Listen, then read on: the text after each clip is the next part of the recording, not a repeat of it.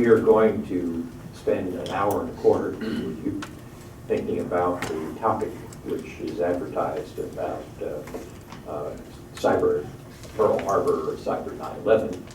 And what we'd like to do is to keep our part relatively brief.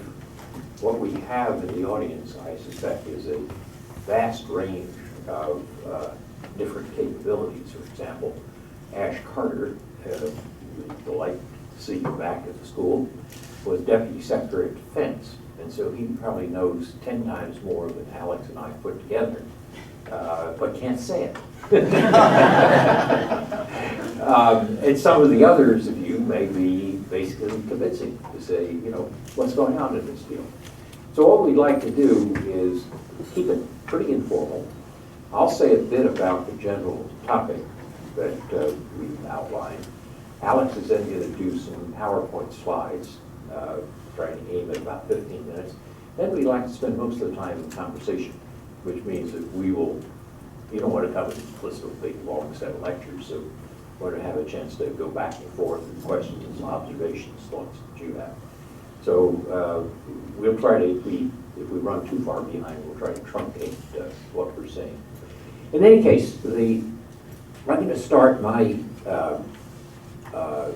opening of the topic by reminding you of a cartoon, which I'm sure if you haven't seen, at least you've heard of, which is this famous New Yorker cartoon from 1995, which was two dogs sitting in front of a computer, and one dog looks at the other dog and says, "Don't worry, on the internet, nobody knows you're a dog," which was great humor, but also a pretty good politically astute cartoon. Because if the lights went out here, and then we discovered it's all of Harvard, we discovered it's all of Boston, it's all of New England, and he said, "I think it's not an accident, I think it's malevolent," we wouldn't know whether it was a government. Did China do it? Or the Russians? Was this a gift from Putin? Was it done by a terrorist group, a criminal group wanting to extort us? Was it done by some hacker who decided to make his mark or her mark? One thing we probably would know, it wasn't done by a dog. But other than that, what's interesting about that cartoon, or that scenario, is the idea that here's something which is of major significance that could wreak enormous havoc that could have been done by a government or by an individual. And it illustrates one of the things that's most intriguing about this whole area of cyber conflict, which is the diffusion of power. The actions that were once reserved for governments are now available because of the low barriers to entry and low cost to non-state actors. That makes the cybersecurity problem different, let's say, our traditional security problems, and particularly interesting. So if you look at the question that we posed in the title here, the question is, should we fear a cyber Pearl Harbor or a cyber 9/11? And what we've put up here in this first slide is that there's one of the things that's difficult about this is a lot of hype, a lot of loose terminology. We can't even describe how to spell cyber war, so forth. So there's a lot of rhetoric going on in this area. It's not always clear how useful it is. For example, Secretary of Defense Leon Panetta, Ash's former boss at one point, made a statement in 2012 warning the country about a cyber Pearl Harbor. So that we really have to fear a cyber Pearl Harbor. On the other hand, Janet Napolitano, his counterpart, who was Secretary of Homeland Security, says, nope, we have to worry about a cyber 9/11. And in January of 2013, she warned against it. Cyber 9/11, and then slightly switching metaphors, she said, and it could have devastating effects on the scale of Hurricane Sandy. And if you look at the costs of Hurricane Sandy, not the opportunity cost of business loss, just the damage. It's often estimated at about $50 billion. It's a significant amount. So here you have two top officials of the administration, Secretary of Defense, Secretary of Homeland Security. One says focus on cyber Pearl Harbor, the other focus on cyber 9/11. I'm going to make a case, just in opening here, that in fact we shouldn't focus on either of them. That it's not that there's a lot of interesting and threatening stuff going on. Those two metaphors don't strike me as the most useful way to summarize them. For one thing, the whole question of cyber war is the spellings illustrate, is somewhat unclear. There's a book written by a University of London, a professor named Thomas Rid, which states the opposite point of view. And the title of the book says it all. Cyber war will not take place. I don't agree with that, but at least here's a reputable scholar who spent a lot of time thinking about it, saying, don't fall for the hype. It's not going to happen. So what's right? On the Pearl Harbor analogy, if you think of what Pearl Harbor was, it was a bolt from the blue. We had some intelligence about Pearl Harbor, but not a lot. I mean, and it wasn't the right channels, the right place, the right time. And the net effect of that was that we were taken by surprise at Pearl Harbor. And a lot of our scenarios in the Cold War, our worries about second strike capability and so forth, were about bolt out of the blue. Suppose the Soviets really just went for a preemptive nuclear strike. That drove a lot of our planning and thinking. And so you have to ask, well, are we likely to see a bolt out of the blue? Well, we didn't see one in the nuclear era because of deterrence. And mutual assured destruction meant that we didn't have that bolt out of the blue. But are we likely to see it in the cyber area? And the conventional wisdom is that, well, cyber's different because deterrence doesn't work. Deterrence doesn't work because of this problem of attribution. Back to my dog cartoon. If you don't know whether it's a dog or a terrorist or China or Russia and so forth, you can't attribute it. How do you deter? But there's a problem with that. In fact, deterrence does work in cyber. And there are several reasons why that's true. One is when people say you can't attribute the origins of a strike, you can't do it at the level that you want to prove a case in a court of law.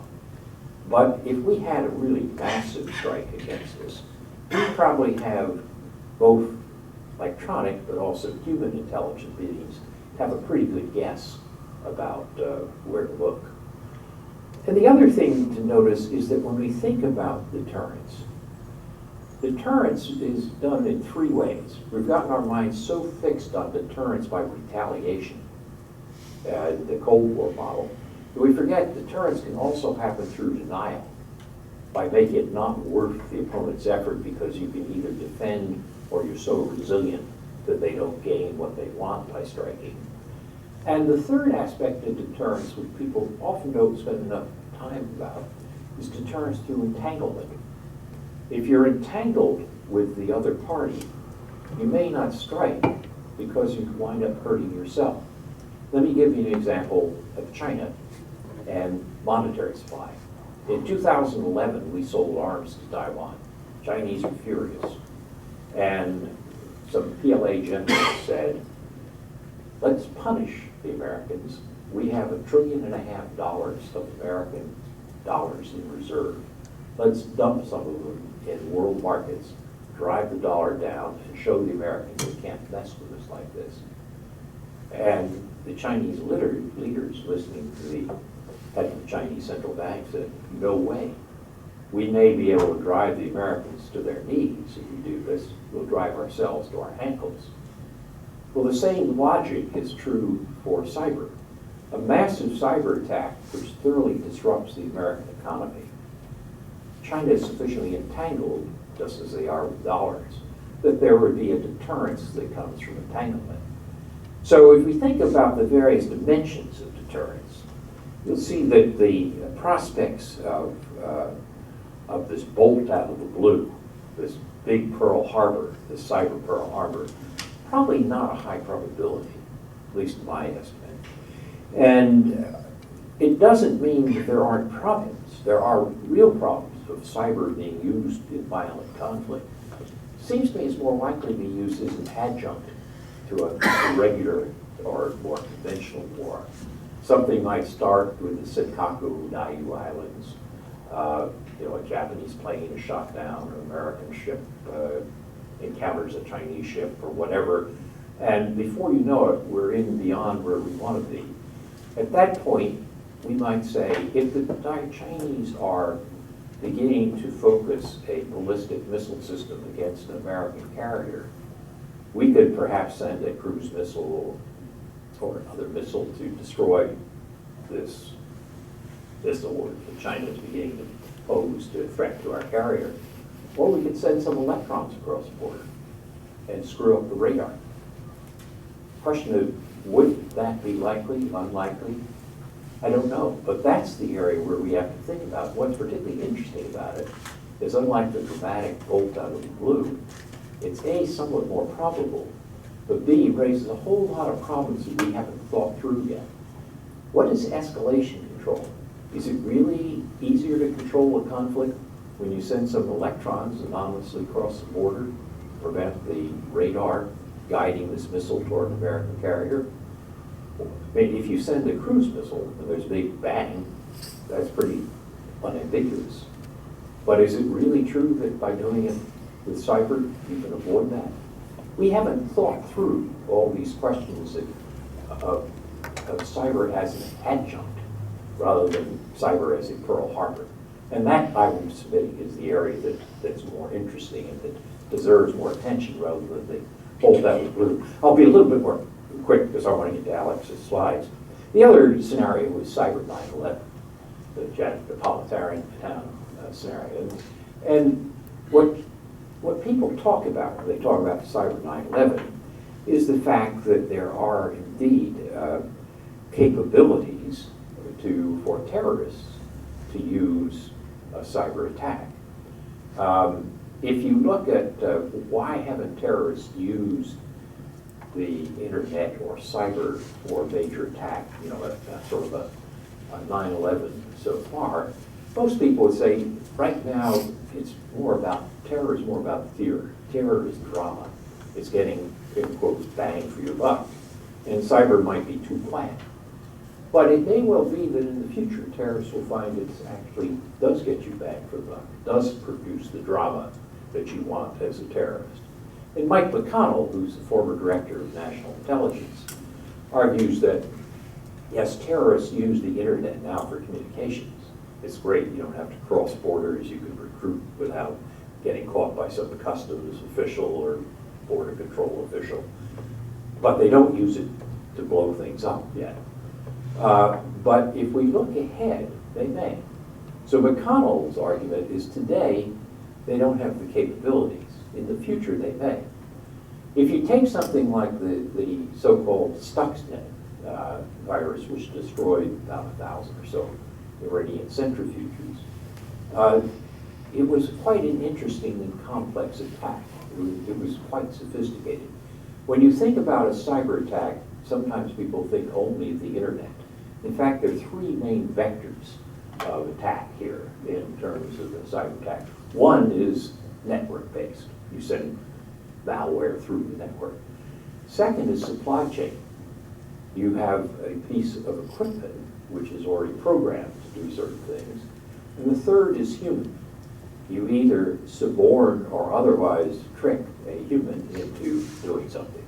So the press accounts suggest that Stuxnet was a combination of all three. That somebody had found what are called 4 zero-day flaws in software, had done enough work with the SCADA, the control systems on the centrifuges that are made by Siemens, to know what the problems were with Siemens equipment and how to get, and then was able to get somebody to put a thumb drive into a computer in the Iranian system, even though the system, the Iranian nuclear centrifuge system, was not connected to the internet.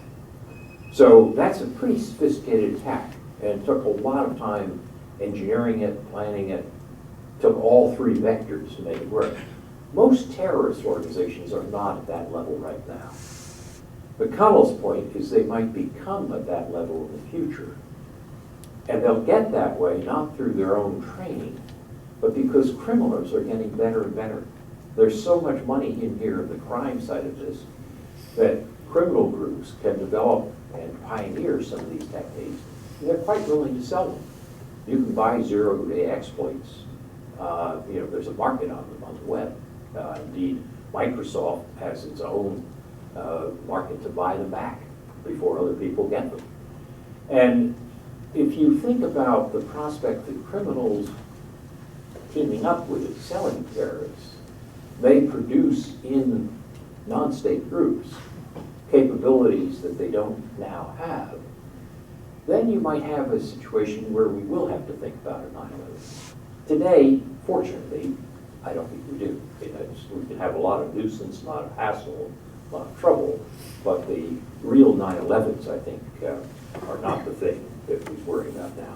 So I would summarize this by saying that what we want to focus on this afternoon is what's the nature of the real problem. In other words, throwing around terms like Cyber Pearl Harbor or Cyber 9/11 doesn't get us to focus on some very real security problems that we need to deal with.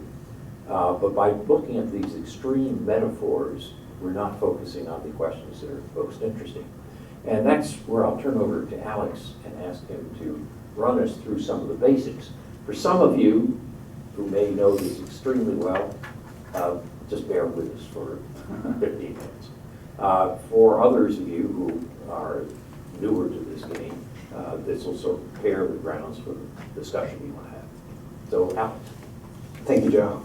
As you've heard, I've been given a time limit, so that means I'll be speaking rather quickly. I also have rather technical issues to go through, so if you have any questions, maybe better ask them at the end, otherwise I break my 15 minutes I'm able to provide here. I also will have to skip a couple of slides in the process. I think the microphone's a little bit loud. Okay, very good.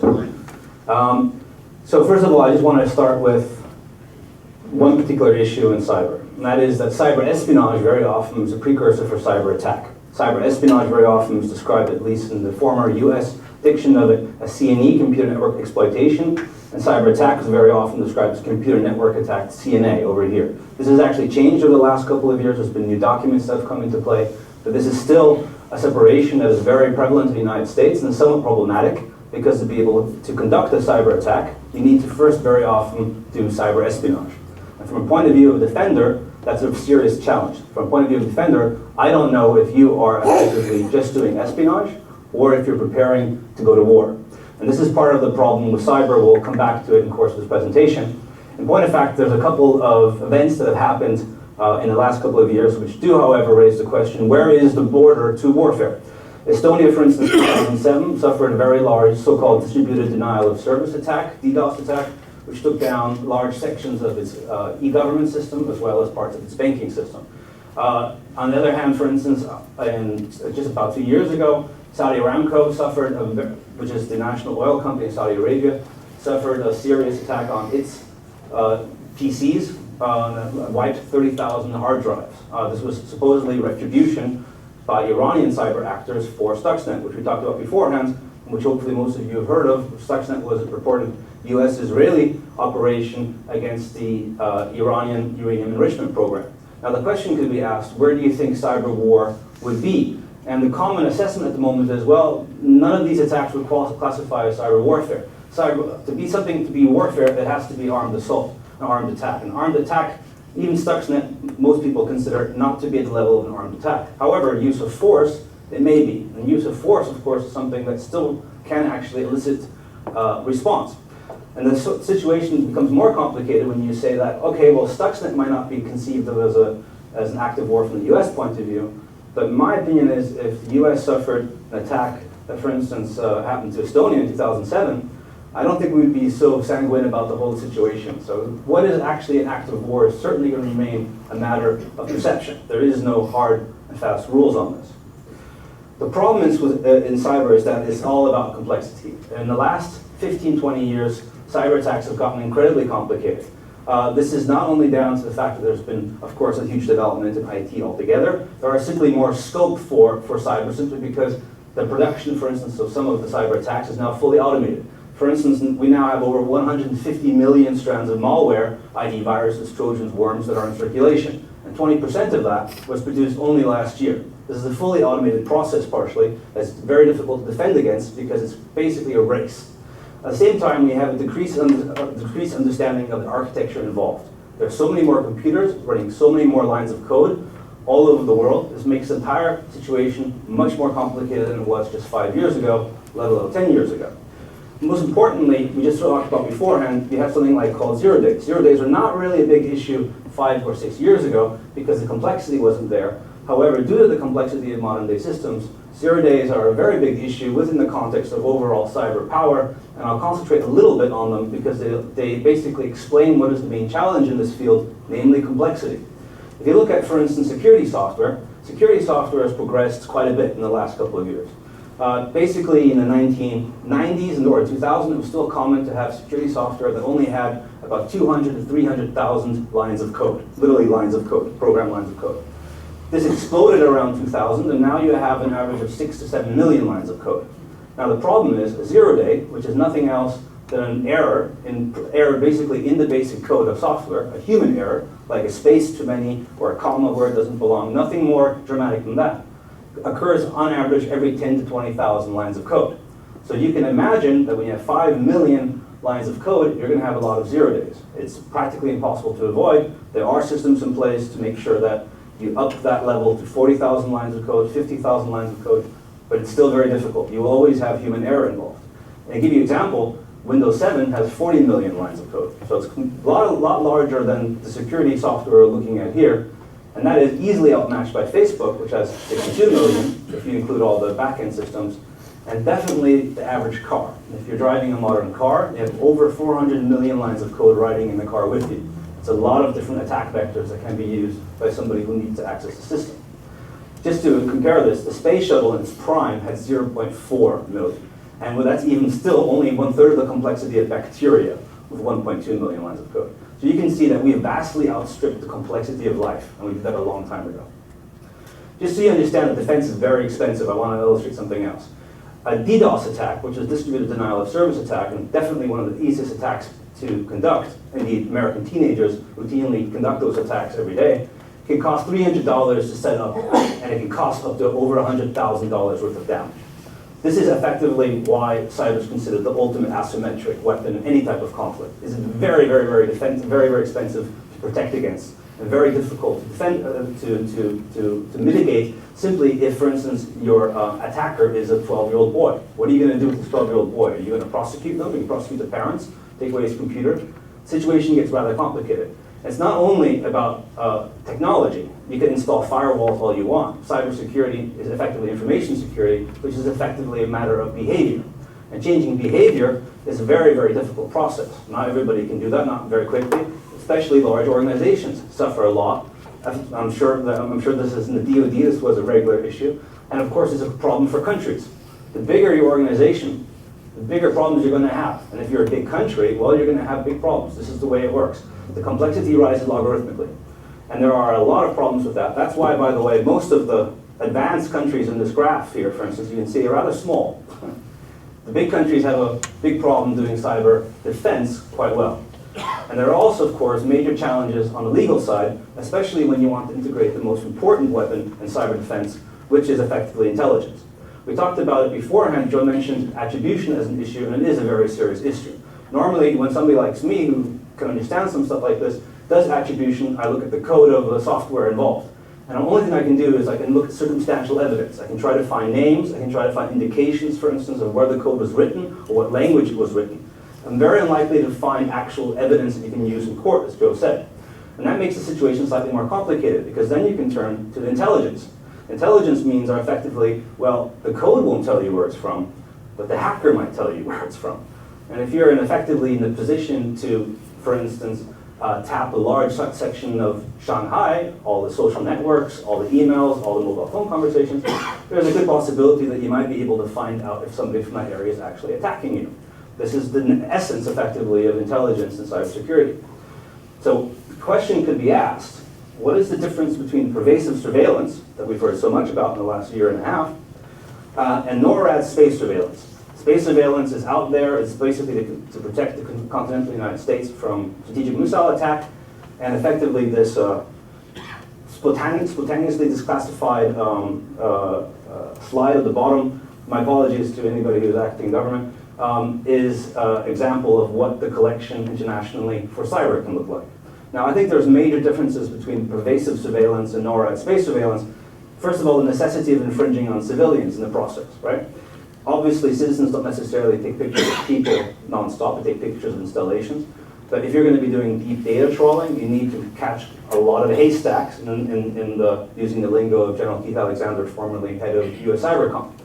And that, of course, is a problem, not only for not only for citizens, but also for pretty much anybody who doesn't want to be under surveillance. The difference also in attribution is probably quite large.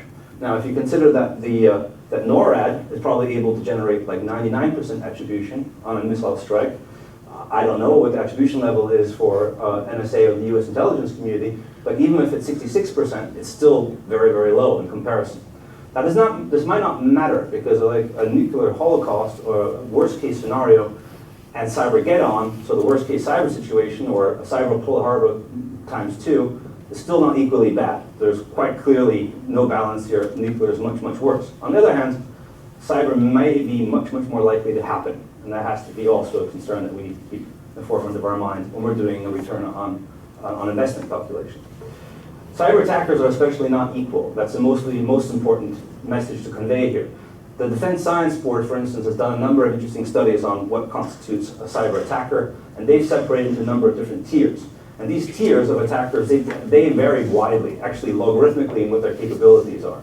At the very top of it, you do have Tier 5 and Tier 6 attackers who are able to, for instance, discover vulnerabilities 0 days, integrate it into a supply chain, and execute what they call full spectrum operations.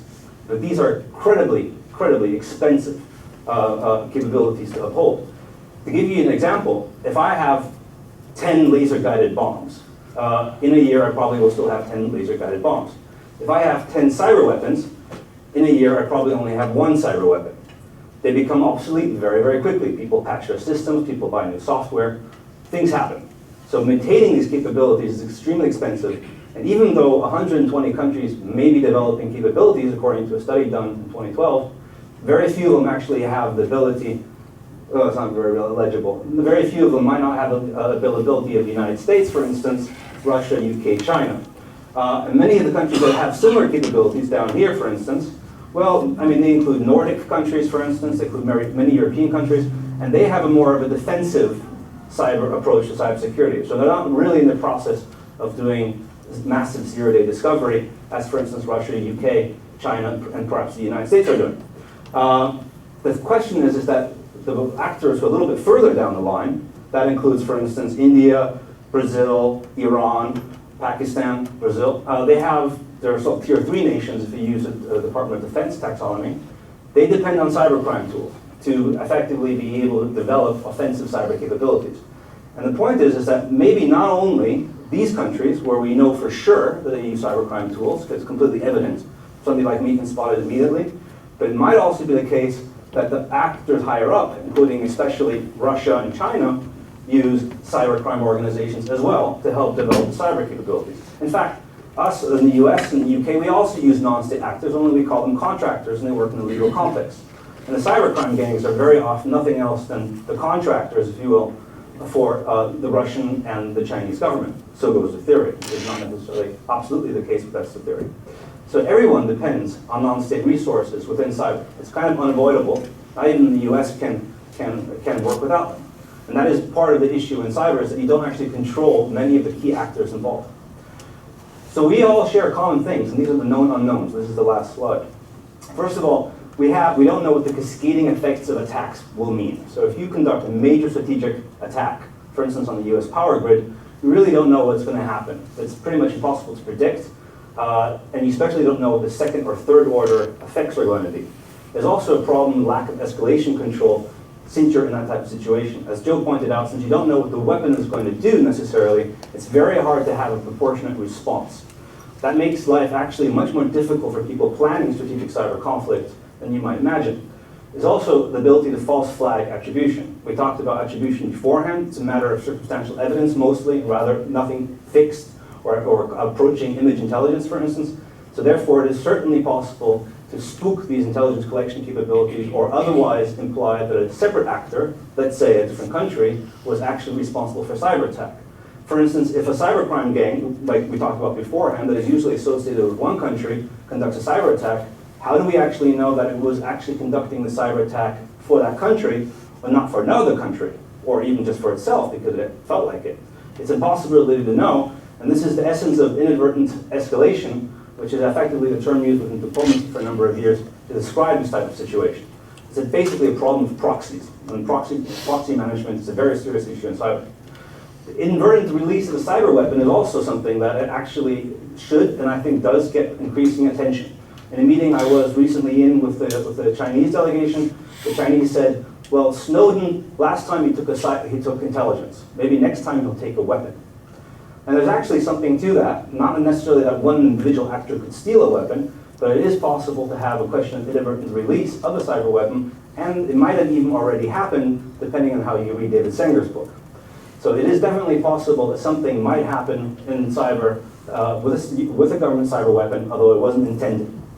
There's also, of course, the question of blowback from so-called active defense measures. So within the context of the US government reserves the right to respond, obviously, to cyber attacks. There are many different terms for it. Most of them are described in the PPD 22, which we can't go into detail to, but one thing that is unclassified is the defense's cyber effects operations, which is effectively responding to a cyber attack autonomously, according to emergency actions, and possibly outside of the United States. And this basically means that if you are an uninvolved third-party country, and you happen to be hosting offensive cyber infrastructure by accident, through no fault of your own except for bad information security policy, and you happen to be on lunch, and the US government calls you up and says, like, well, you really need to take care of these command and control servers that you have in your system, and you're not there, then the US government could respond in a different manner. And one does not really know what would happen as a result. And this is also the problem with the policy of deterrence to a certain extent, that we don't exactly know what the feedback and what the repercussions would be in foreign countries. The consequences of attacks on the internet backbone, and this is the only thing I'll talk about in terms of cyber terrorism, are also unknown. Now there has been an attempt to take down the internet by the group Anonymous a couple of years ago. It was called Operation Blackout, and they really tried to fundamentally attack one of the underlying protocols of the internet. So they tried to bring the internet down, which is probably about as smart as trying to suffocate yourself with a pillow, and consequently it didn't work. However, nobody really knows what would happen if it did work. There's just no way to predict it. It's just too chaotic, it's too complex. And this is the presumption is that only a non-state, nihilist, non-state actor would ever presume to do such a thing, because no government would do it. But it still means we don't know exactly what would happen. We don't know what it would mean for instance, state-to-state conflict. Also, it's the inability of government to control key actors is a serious issue.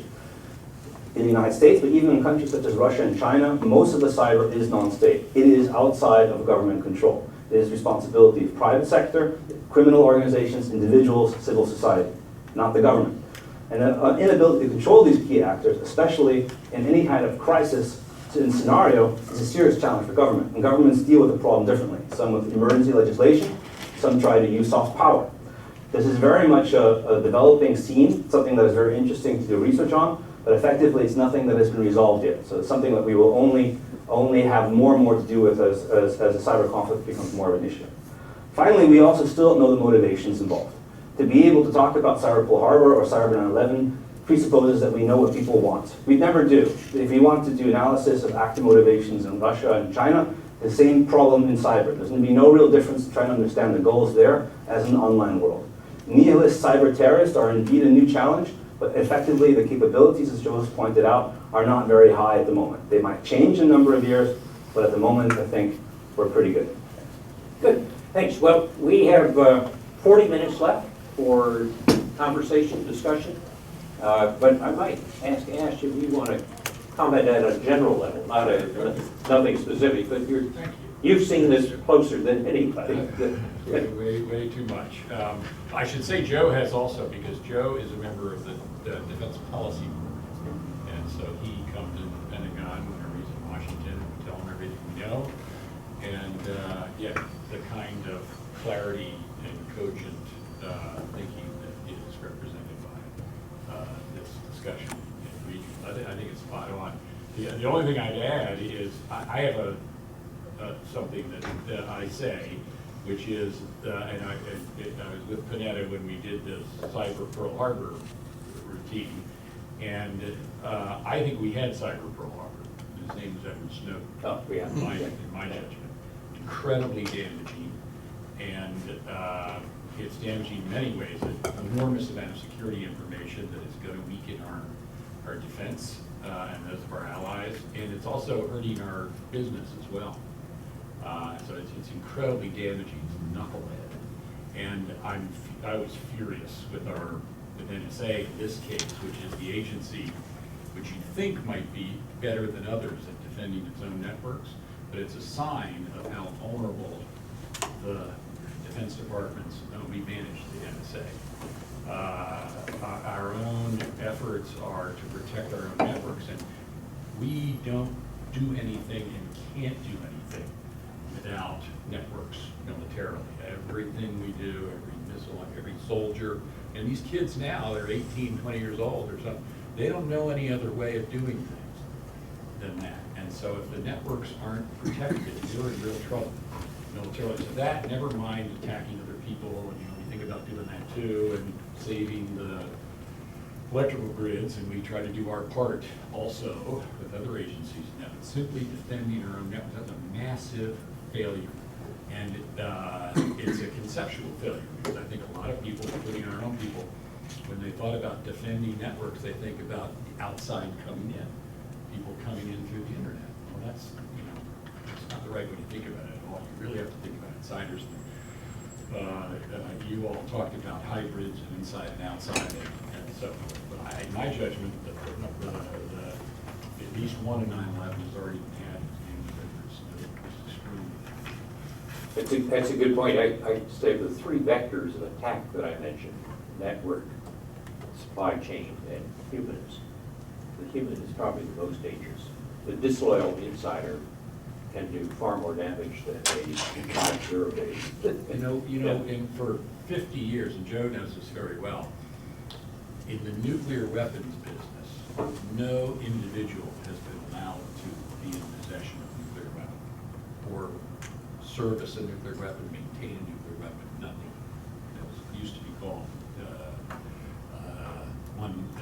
now we call it one person rule, one man rule it used to be called, and no lone zones, nobody alone around, because we knew that these things were so dangerous that no individual could be trusted. We trusted people in server rooms. We trusted a guy like Snowden with tremendous, and it's like having a nut, it's like Dr. Strangelove, a nut with a nuclear weapon. And you can't have that. You have to have more control than that, or individuals with aberrant motivations are going to do terrible things, never mind whether they really know what they're doing or whether it's even understandable to us what the motivation is. And why don't we introduce ourselves as we speak so that other people know? Sure. You're up. No, thanks. I'm Brian Bellendorf. I'm a managing director at an investment firm called Mithril. I'm also on the board of the Electronic Frontier Foundation, so I'll put that card on the table. And have a background in software, predominantly open source software, and have had my own servers attacked and all those sorts of fun things. So given the likely existence of future actors like Snowden, or like other points in between there and where we want to be, does that change the calculus of kind of two things? One is the collection of cyber weapons of 0 days, because there's an argument that says if we find 0 days, we should fix them. We should go out and we should harden the infrastructure. We should iron out the weaknesses that exist so that the bridges don't fall when the good guys cross over them as much as when the bad guys, right? And then secondly, does it affect the policy of collect it all, right? Where it's been, let's gather as much of the potential haystack out there as we could on the premise that maybe we'll find more needles. Is the haystack itself toxic in some way? And potentially that collection create more vulnerability for us. Those are great questions. I'll take a crack, but Alex and others should jump in on it. On the question of what should you do about 0 days, which are these mistakes that are made, as Alex says, people are human. They write code, they drop a space, they're like typos. I mean, they're going to happen. When you find one, when the government finds one, should it save it and exploit it, or should it give it back to Microsoft, or whoever, Adobe or whatever? And Bruce Schneier, who I think is on the Electronic Frontier with you, Bruce has written a very interesting piece on this. He said, if there was a finite number of 0 days, then you might say it's in our interest as the largest and therefore the most vulnerable country to, instead of saving them to exploit, to essentially drain the swamp. In other words, if the Americans, if the big countries, I think this is on one of Alex's slides, big countries have greater capacity. They also have greater vulnerability. And therefore, if we have more systems, as Ash said, that are dependent, if we could drain the swamp of 0 days, that might be the best defense we could do. And so Microsoft tries to do it now. As I mentioned, we had an interesting talk here at our cyber lunch that we do at the Belfer Center by the woman who runs the bounty system for Microsoft. And what Microsoft is spending up to $100,000, $125,000 for 0 day, if it's a particular type, but a good one, to, in their sense, drain the swamp for their problem. The problem which Schneier points out is 0 days are infinite. So it's not a finite swamp that you drain it and it's gone. Because people are writing code all the time. The code's getting more complex, as Alex showed.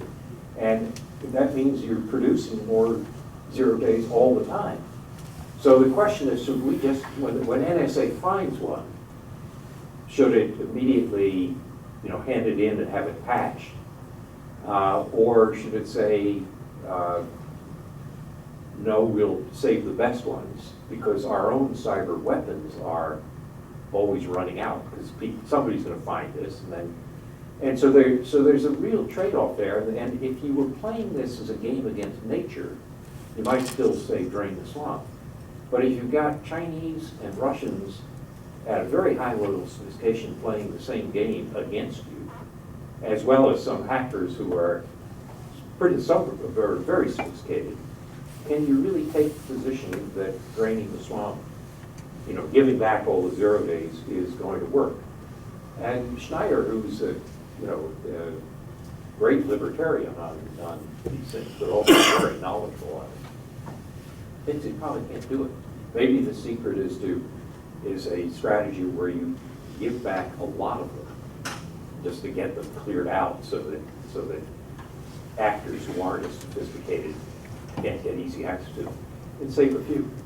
But it's a nice problem. Alex, what's your view? I mean, you covered the 0 day issue, I think, exactly the way I would have said it. The whole issue of responsible disclosure, which I'm sure you're very familiar with, we've been having this discussion for many years. What do you do when you discover a 0 day? That's just gotten a new lease of life. I've been already through 3 iterations of this whole debate. It's a very good debate, we should still have it, and it's better than the other debate, which is secure computing, which I think is not going to work because of, it doesn't matter if you have 50,000 or 100,000 lines of code before you have an error.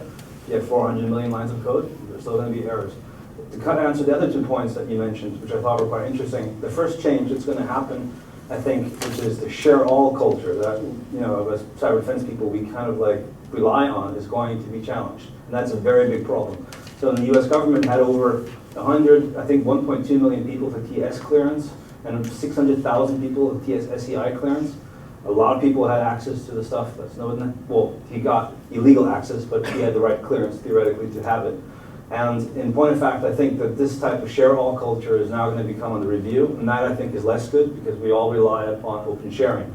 But I think, even though I deplore his actions, I think it's positive is that we're having a debate about surveillance and intelligence. My model that I constantly use, having written a book with Melissa Hathaway on national cybersecurity for NATO, is the Swedish model to intelligence collection. So the Swedes collect pretty much everything, but the point is they had a very open debate about it beforehand. So they had very long public consultation, what they call the FRA law, that happened in 2008, 2009. It was voted on by an informed electorate, by a public debate, and now they have not one or two FISA courts, they have 3 courts plus an external ombudsman, and foreigners can use an ombudsman. You can go there and ask, as an American or someone else, what have you been collecting on me? They may not tell you, but in theory, the principle is there.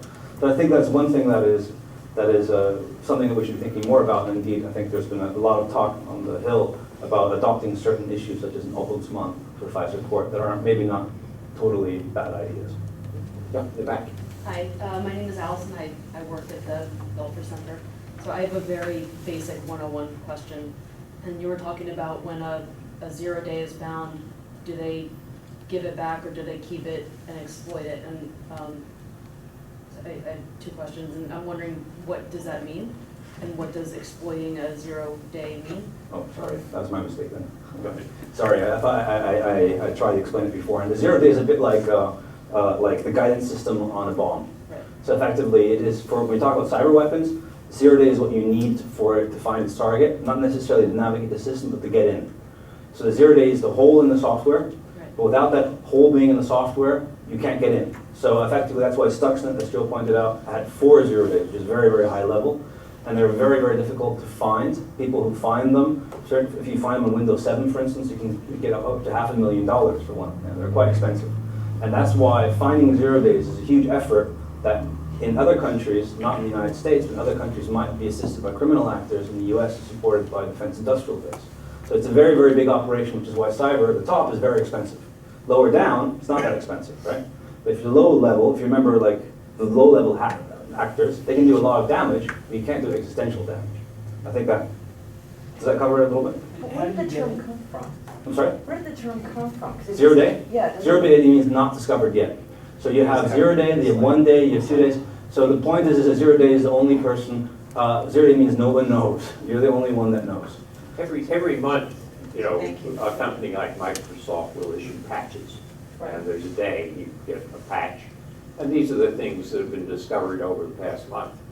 But instead of waiting 30 days and having it patched automatically to your system, if you discover something they haven't done anything about, or even better, that they don't know about, or that even better yet, that nobody knows about, then you can go into somebody's system, whether it's one of Ash's systems or whether it's a bank system, and you can make a fair amount of change on it.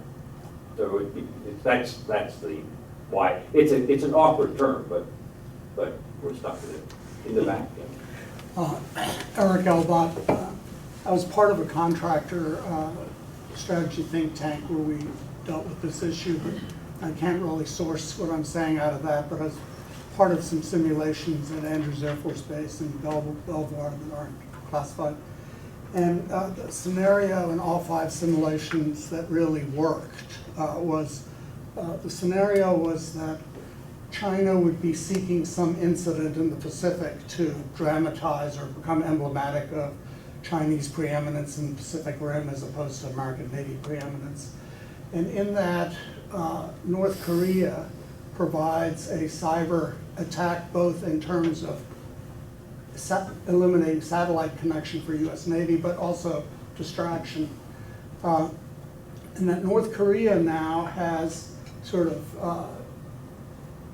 one, there's nothing you can attack there in revenge with the cruise missiles, but they've also placed their system internationally and disguised it, partly the false flag things. But as we move further and further, the term cyber Pearl Harbor is too big. We've got to look at cyber strategic and then cyber tactical as being part of the game that we should expect. And would you address, for example, what would be an appropriate international reaction to North Korea if it participated in a cyber attack in this kind of scenario? I consider North Korea sort of China's junkyard dog, that they maintain a plausible deniability of tut, they're crazy down there, we don't have anything to do with it. But that at a critical moment, North Korea will serve China's strategic purposes in positioning in the Pacific. Well, the Chinese will tell you that A, the North Koreans don't like them, and they don't like the North Koreans, and B, that they can't control the North Koreans. And there's a little bit in that. So the argument that the Chinese don't want North Korea to collapse because they don't want chaos on their border. But the North Koreans know that the Chinese don't want them to collapse. So the North Koreans have what I call the power of the weak, which is if you threaten to collapse, all of a sudden you have power over the person who doesn't want you to collapse. It's like owing a bank, $10 or $10 billion. In the second case, you have power over the bank. And so the North Koreans are in that very interesting position. I suspect that, I don't know, I'm not sure that the North Koreans would be doing the Chinese junkyard dogs work. I mean, when the North Koreans sank the Cheonan, the South Korean frigate, the Chinese weren't very happy about that. It suddenly raised the risks to China. And so what I think would be a more worrisome scenario is not that the North Koreans would be a false flag for China. I think the danger is that somebody might have a false flag that North Koreans might go to China to create trouble between China and North Korea. The North Koreans saw a situation where they felt they were being pressed very hard, and they wanted to put extra pressure on the Chinese for additional aid or supplies or something to prevent starvation and so forth. It might run the other way. False flag might run the other direction. But that just illustrates how complex the scenarios would be in this, and the difficulties of getting good attribution. Yeah. Going back to, I guess, what's below what But say who you are first. Bill. Yeah, but tell everybody. Bill Corvo from the Business Bill. You're talking a lot about the Defense Department and warfare in more traditional terms. What I'm wondering about is, here you have thousands of people, I'm sure, working on each side on this. And I'm wondering about the more fragmented things like the financial markets, and how susceptible they are, and especially the derivative markets, which are totally out there. The financial services industry is probably ahead of most industries in terms of their internal processes on security. I was at a meeting at Stanford last fall, which had the top people from financial services as well as from the SEC and Treasury. They were talking about what do you do, what are the systems, how do you make sure that you're plugged a lot of these holes. And it's impressive how much they've thought about it. The question that I asked is, okay, but suppose you had an Edward Snowden inside the financial services. They don't have an answer to that. And so this is what I said, that the real threat is more of the human vector. I was very impressed with what I learned from what they're doing in terms of network security and so forth.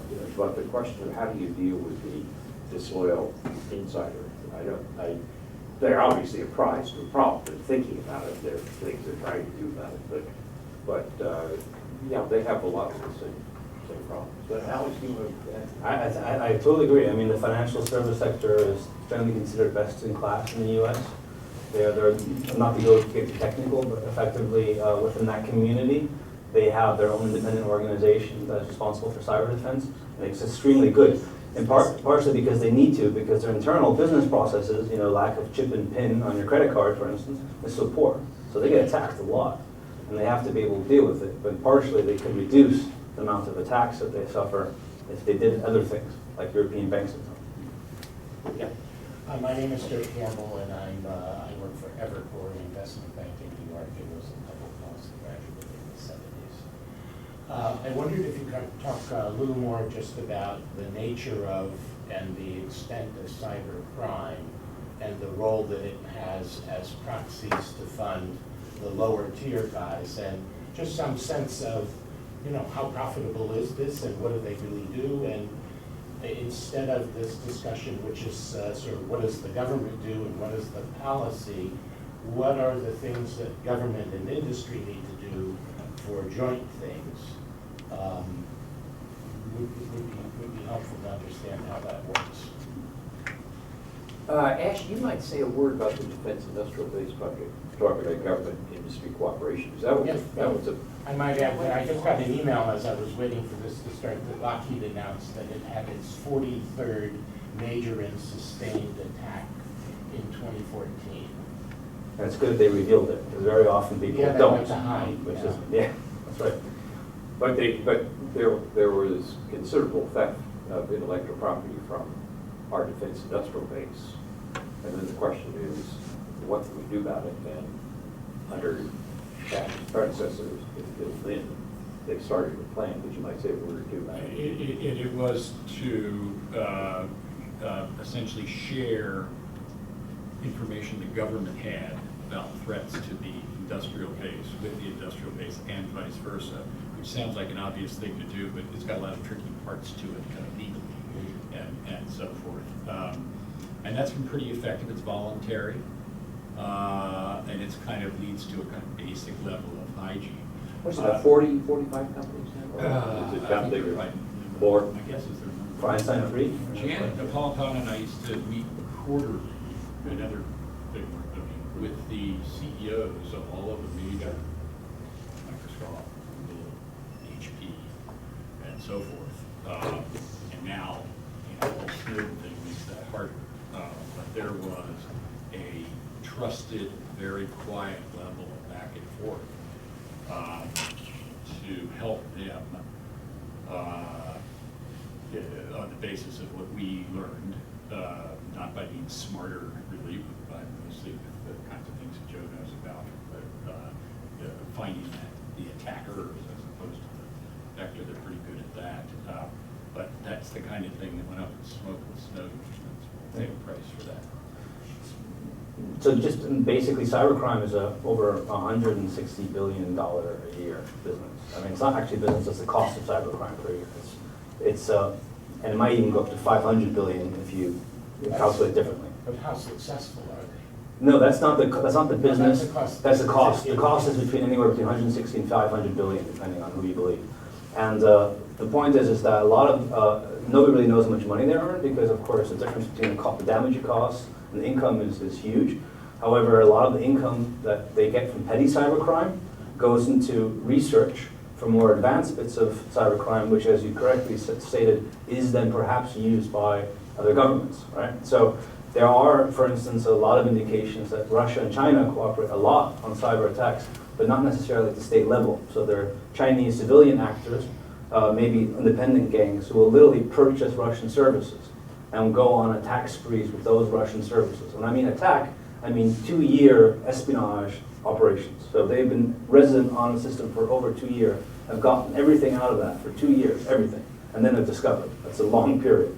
So that kind of thing happens a lot, and that's why the systems that you just heard about that were instigated between Department of Homeland Security and DoD, Einstein system effectively, is very, very helpful. Most governments, by the way, in Europe have a similar system for many years, and actually much more advanced, because the intelligence sharing process between the US, between the NSA in particular, and the civilian agencies is legally very challenging. Other governments don't see that so much as a problem. So there is a lot that happens as best practice. I think Einstein 3 very much helps a lot. And it definitely helps by addressing the cybercrime ecosystem. So lowering the amount of money that is being generated by these activities, which can be reinvested for more serious cyber attacks. What's Einstein?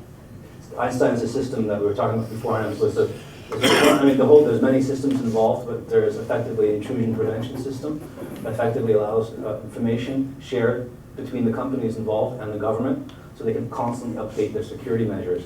So they can basically, if one company gets attacked, the information is shared with other companies. Now you would find that logical and reasonable, but that's an extremely difficult thing to do, legally as well as sometimes technically speaking. So sharing information is absolutely the most important thing in this game, which is why what we said beforehand, like the reducing of intelligence sharing as a consequence of Snowden is a serious problem, because we rely on information sharing all the time.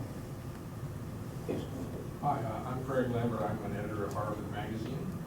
And I'm thinking about, we all know there's a robust international market for conventional military weapons. But from your presentation, Alex, it sounds like these cyber weapons are somewhat like perishable goods with a sell-by date. Would we therefore expect that there will not develop an international market for cyber weapons? There is a market. There is? Of course. There, it's just more volatile. Yeah. So your weapon may not be there very long, so you better sell it soon. But there's a vibrant market. In fact, the idea that you can't stockpile it, or that if you're the possessor of a nifty set of 0 days that you weaponize, and you say, what should I do with it? I'll hold it. This is going to go up in value with time. Well, it might be worth absolutely nothing the day after tomorrow when some smart kid learns the same thing. So there's a great incentive to return it. Yeah. Ryan Androsov, I'm an MPP alum of the school, and I work for the Canadian government for the Chief Information Officer. Now, I work on the social media file. I'm not a cybersecurity person. Sometimes we're kind of almost pitted as the opposite of the cybersecurity folks. But it's an issue we come up across against. And from the discussion you've had, and certainly my gut sense too, is that your view is that that human vector is the more vulnerable one versus the technical one, whereas, my sense is a lot of cybersecurity traditionally has been around network infrastructure and not around the human side. We had a relatively high-profile case in Canada a couple of years ago of a spear phishing attack, which again is kind of human clicking on improper links, and it seems that that's kind of one of those vectors. And so I'm curious, in your experience, who do you think the countries or the organizations that have done a good job of dealing with the human element are? What are there success stories out there, or are there good models to follow where they've put attention on that issue as opposed to just the technical issue? It's your guess. So there's some great stories regarding that. So one large international organization I advised was attacked by 2 different governments. Very serious APT, which are spy attacks over the course of many years. And the interesting thing is that both of these attacks, which came from very different countries, targeted the same 2 individuals. And those same 2 individuals were not particularly high ranking. They weren't very important, but they had one thing in common. They religiously opened every attachment. Every email they got, they opened it. It does not matter what you would send them. And the amazing thing is that these 2 government-sanctioned, government-directed, or government-ordered cyber attacks both knew this. And the guess is that the information, the intelligence on those individuals was shared by cyber criminals. You can buy, effectively, lists, intelligence on organizations on the black market, effectively. So this type of thing, effectively the failure between screen and keyboard, i.e. the person involved, is the biggest issue. Joe described it beforehand. We heard about the assessment of Snowden being a cyber Pearl Harbor all on his own. He might have been a cyber Pearl Harbor, cyber 9/11. Sorry, he said cyber 9/11. It could be a cyber Pearl Harbor. It depends on. It could be a cyber Pearl Harbor. You never exactly know what was going on there. But effectively, the changing behaviors is extremely difficult, and I think. A bunch of countries do cyber defense quite well in certain areas, but everyone has the same problem with effectively changing behavior. That's something that's extremely hard to address. Yes? Just kind of to toss in a potential answer. Tim Weisenberger, I'm with the U.S. Department of Transportation here in town at the Belfer Center. One of the things I do as a government employee is every year I take information security awareness training. And they make it all nice and glitzy and it's all web-based. But what I've been hearing about recently, last week I spoke on a panel, and both the MBTA in town and the Massport do sort of active training where they send fake phishing emails. And then when somebody clicks on it, they get directed off to training. So they're going to be very proactive. That's very good. Well, I mean, yeah, I think from a behavioral economic standpoint and all that. So that's becoming more popular that I've seen just recently. But what I've heard is, and I'm a practitioner, but not really a bits and bytes guy, but the weakest link in any chain is the human element. The user cannot be really controlled very well. And actually, that brings me to a question. We've been focusing more on the political government side of things. Where I actually operate, we work with customers who are also in the private sector. So some of the security problems we're seeing are things like automobiles. You mentioned how complex they are.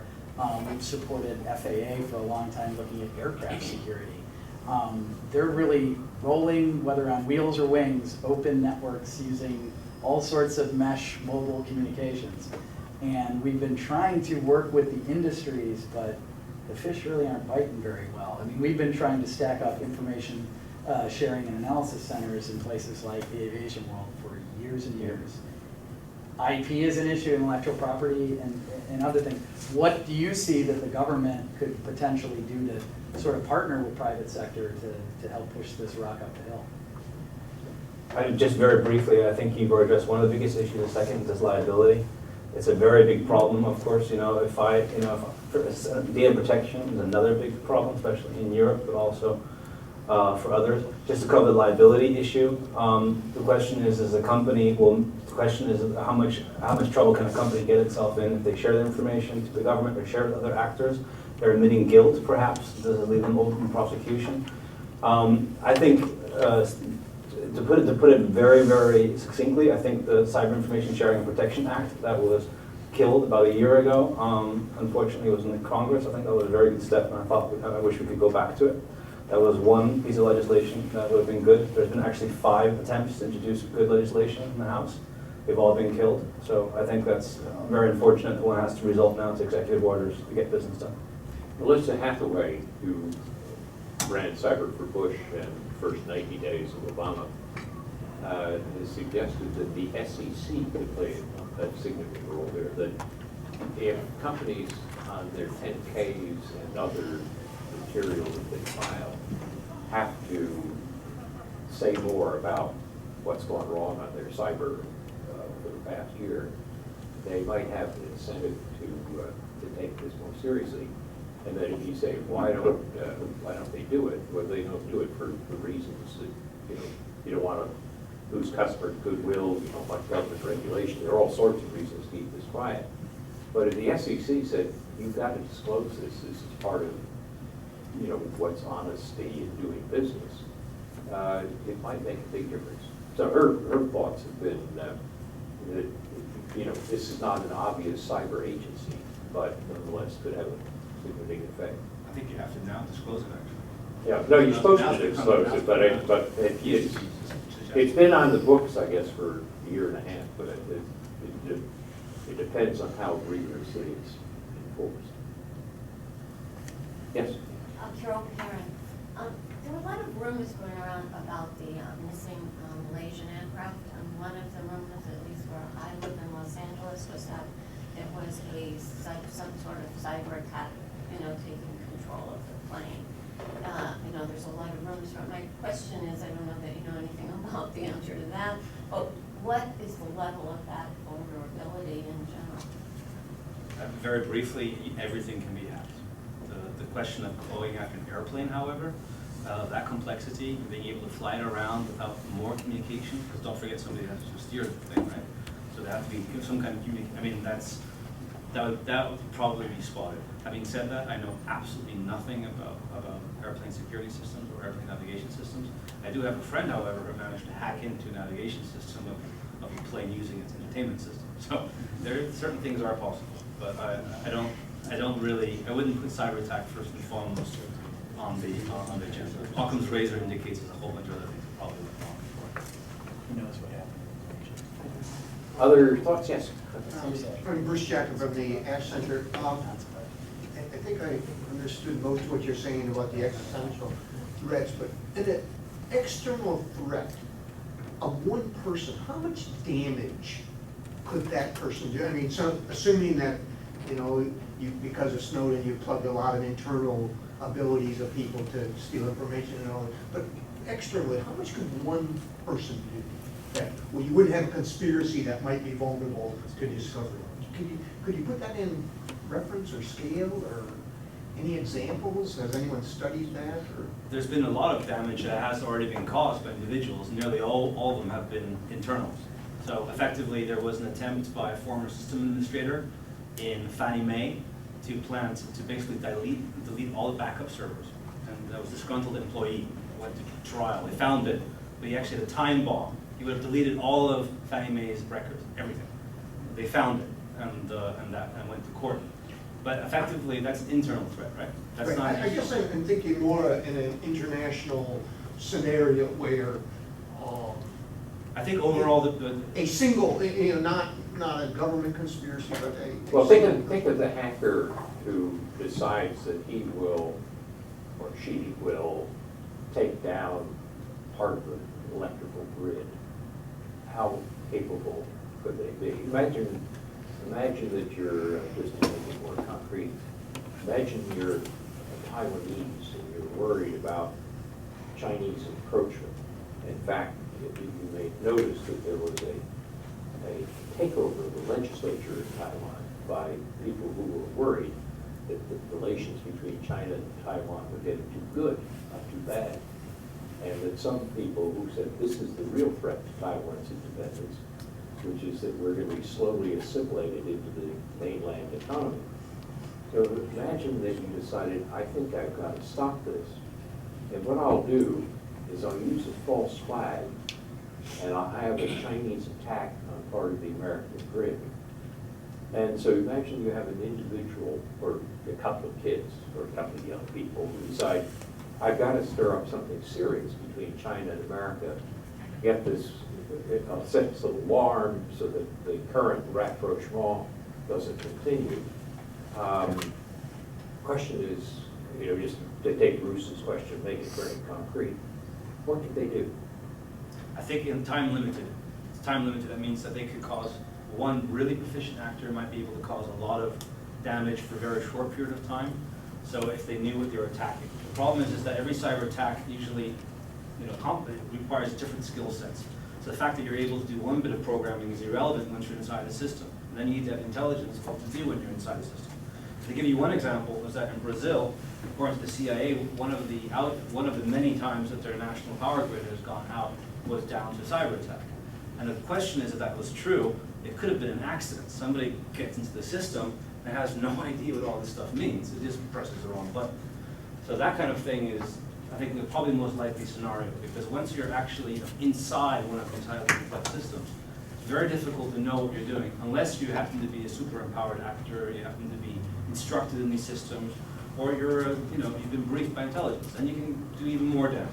But in point of fact, even in the absolute worst case scenario, where this is a humongously efficient person who knows all of these different bits of code, who knows the way to navigate in the system, knows what safety mechanisms to turn off, it'll still be limited in its second and third order effects, probably, unless they hit the right target. So being able to take down the US power grid, for instance, there's somebody here who knows more about this than I do, is not necessarily something very easy to do with one attack. You'd have to do 3, 4, 5 attacks, maybe even also physical attack on top of it. So it's not that, so you can do serious damage. I definitely wouldn't say grave damage, and definitely not existential damage. So it's not the dog yet. Catherine, you last. On that issue. Tell everybody else. Excuse me, Catherine Sicking, faculty member here at Kennedy School. On that issue, are there estimates of deaths that have been attributed to cyber crime, cyber war to date? No. I can tell you, though, that there is one estimate regarding a configure worm, which was a very, not to get too much into detail, there are second-order effects that might have been attributed to cyber attacks, i.e. pieces of medical equipment that were infected by a worm that wasn't actually dangerous, but because you didn't know what this worm was doing, this virus on your system might do something, right? You have to delete it, so you have to shut off medical equipment. And shutting off medical equipment did lead to a rise in deaths, but there's no direct correlation. Is this? Can I just clarify, so you're saying that you don't have any estimates at all, just no one knows if anyone has been I killed by do have this? one estimate, and it's governmental, and I can't share it, it's for one particular country.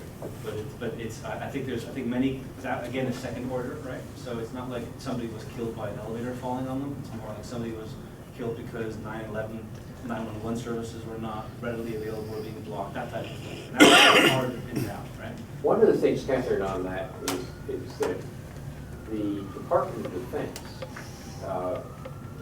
argues that the laws of armed conflict apply to cyber, which means that you have to take a proportion of discrimination.